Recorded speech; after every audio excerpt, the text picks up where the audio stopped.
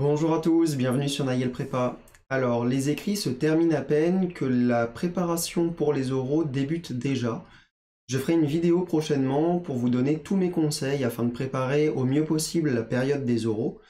Donc je vais vous donner plein de conseils sur comment les préparer, des conseils pour comment se comporter le jour de l'oral, comment présenter son raisonnement.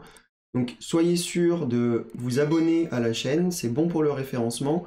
Ça permet de soutenir mon travail et en plus de ça, vous restez au courant pour les prochaines vidéos qui arrivent. Aujourd'hui, on s'attaque à un exercice hyper important sur l'analyse. On va regarder un exercice sur la transformée de la place. Donc, sans trop de blabla, on passe directement à l'exercice.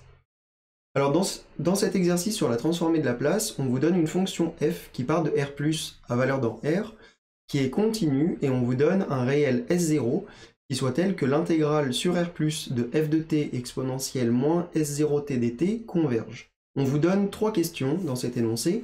On vous dit que grand F est une primitive de la fonction qui à t associe f de t exponentielle moins S0t sur R+. Et on vous demande dans un premier temps de montrer que grand F c'est une fonction bornée sur R+.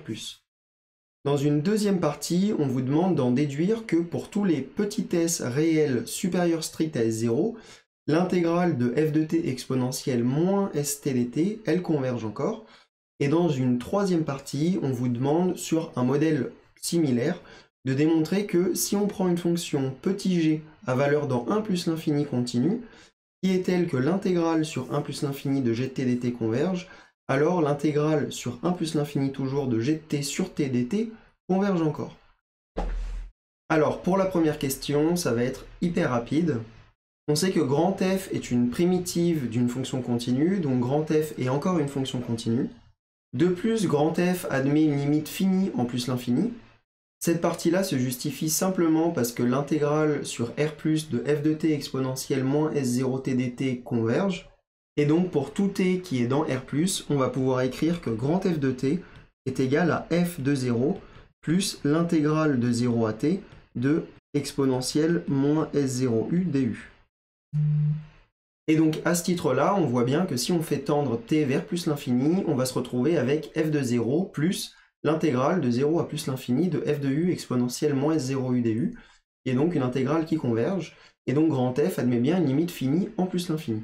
On a donc grand F qui est une fonction continue sur R+, avec une limite finie en plus l'infini, donc grand F est bien borné sur R+. Pour ceux qui aimeraient s'assurer de l'existence d'une borne sur grand F, bon, c'est un résultat de cours, mais on va pouvoir le redémontrer, ça vous fera un bon rappel pour savoir comment est-ce qu'on démontre cette propriété. Alors la particularité, on sait que grand F elle est continue, donc sur tout compact de R+, elle va être bornée, elle atteint ses bornes, c'est le théorème de Hein, et en fait on va devoir s'intéresser à ce qui se passe sur plus l'infini. Donc sur un voisinage de plus l'infini, on va se servir du fait que grand F admet une limite finie pour s'assurer que grand F est bien également borné au voisinage de plus l'infini.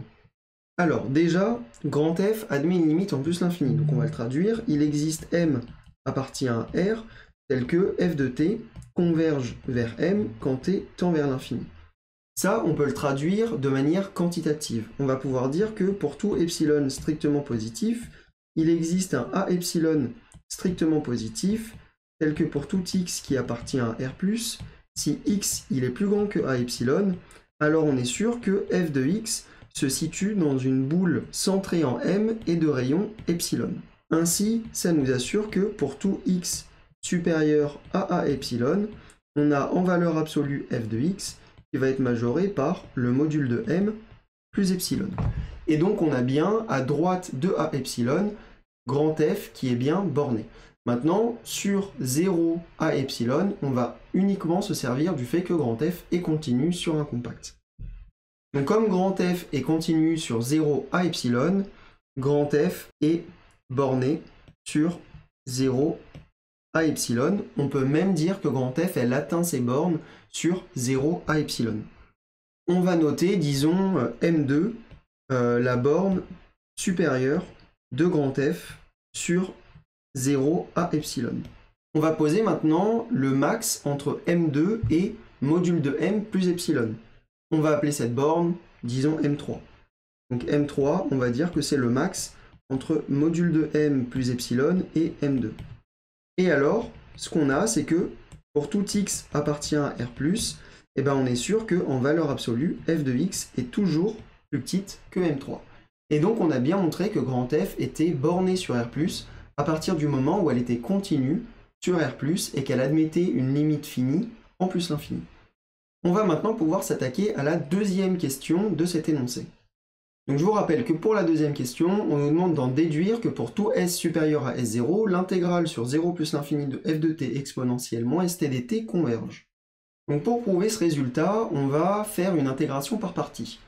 En fait, il faut remarquer une première chose, c'est que pour tout s supérieur à s0, f de t exponentielle moins st, on va toujours pouvoir l'écrire f de t exponentielle moins s0t fois exponentielle moins s moins s0t.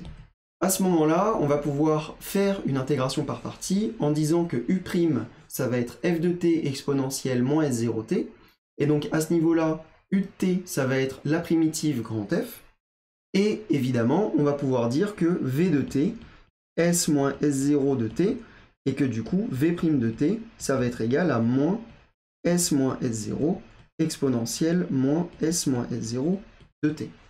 On peut donc procéder à l'intégration par partie en justifiant que nos fonctions u et v sont bien C1.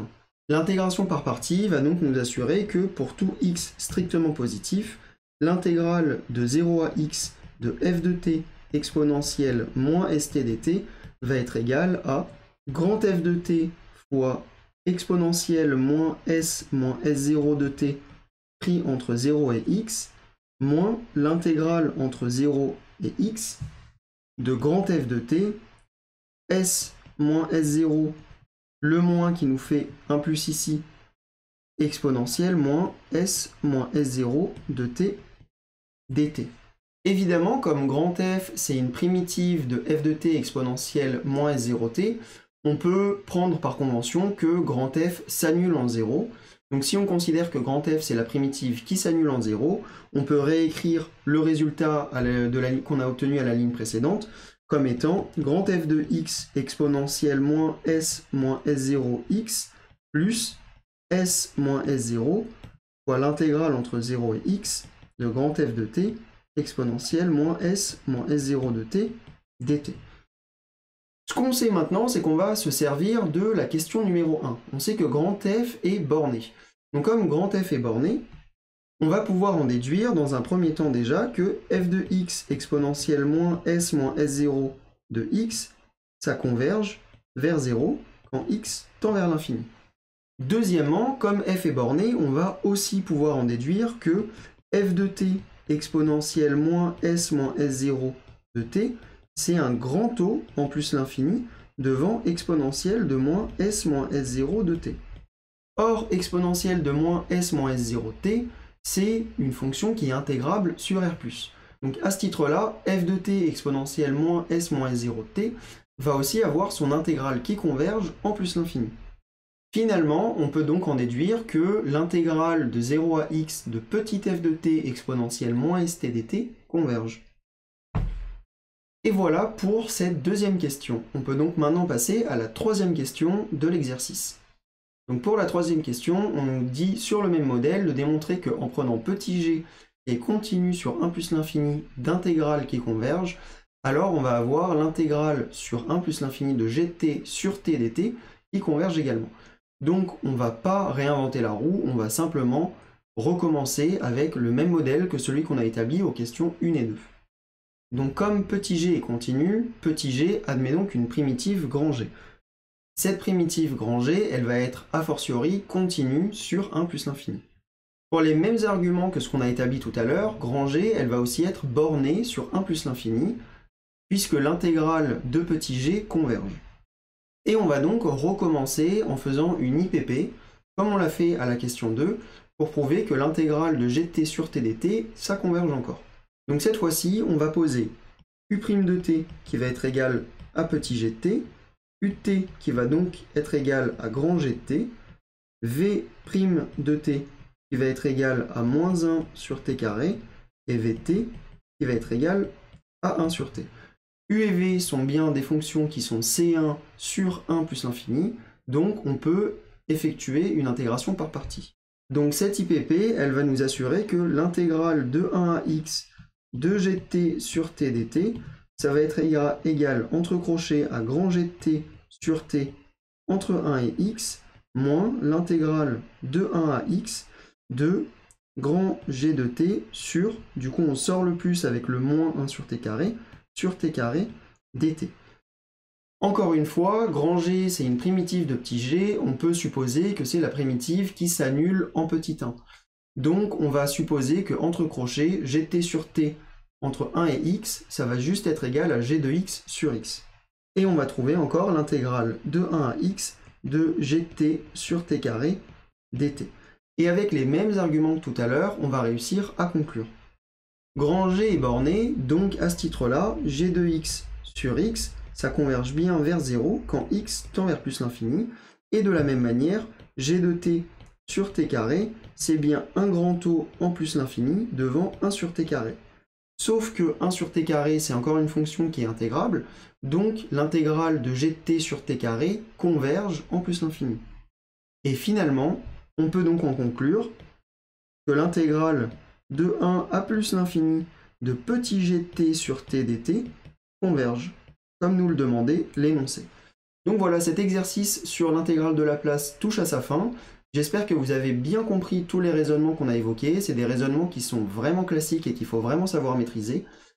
Les exercices sur l'intégrale de Laplace sont des exercices qui sont très classiques. Ça tombe régulièrement aux oraux comme aux écrits. Donc je vous encourage à bien maîtriser ce type d'exercice. Dites-moi dans les commentaires ce que vous avez pensé de cette séance. Dites-moi si ça vous paraît clair, s'il y a des points d'amélioration, ce que vous souhaitez pour les prochains exercices. N'oubliez pas encore une fois de vous abonner et de liker la vidéo, ça permet de soutenir la chaîne et d'améliorer le référencement sur l'algorithme YouTube. Je vous dis à bientôt pour une prochaine vidéo. Ciao ciao!